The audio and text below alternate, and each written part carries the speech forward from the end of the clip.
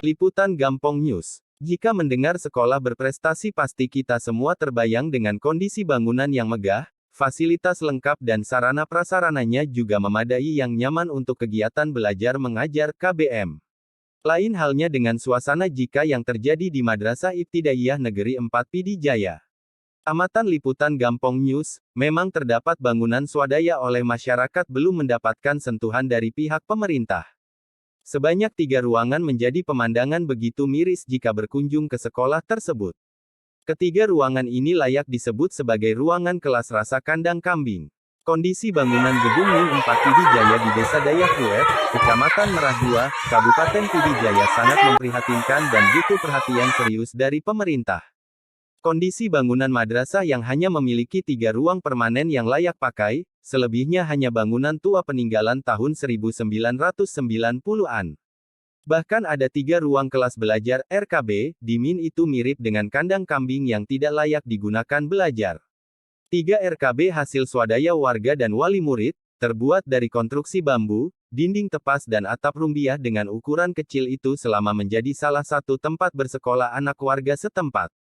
M. Yusuf Hasan, Komite Min 4 Pidijaya, saat ditemui awak media mengungkapkan kondisi madrasah seperti ini sudah terjadi cukup lama. Bahkan sebelumnya kami terpaksa melakukan PBM di luar sekolah, yaitu di balai pengajian terdekat Gampong setempat. Untuk mengantisipasi anak-anak tidak berkeliaran di luar sekolah, kami mengajak warga dan wali murid untuk membangun RKB seadanya asalkan anak-anak bisa belajar. Kalau hujan deras harus menghindar karena dindingnya terbuat dari tepas yang berlubang karena tidak semuanya tertutup. Sejak tahun 2015, madrasah ini belum ada perhatian khusus dari pemerintah baik tingkat kabupaten maupun pemerintah pusat. Adapun bantuan hanya bersumber dari dana BOS dan sumbangan dari ASN, masyarakat serta wali murid.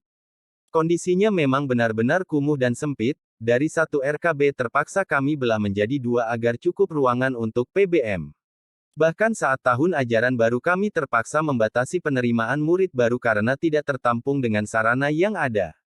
Saat ini jumlah murid sudah mencapai 250 orang dengan ruangan yang tersedia hanya 9 termasuk kantor guru.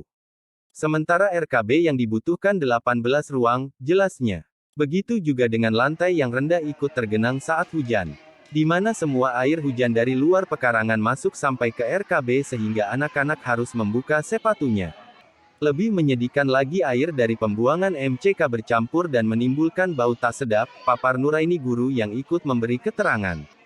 Pada beberapa kesempatan pihak sekolah, madrasah sudah mengajukan proposal pembuatan gedung sekolah permanen yang layak, namun sejauh ini belum ada realisasi dari permintaan tersebut. Demikian liputan Gampong News. Ketemu lagi di liputan kami berikutnya.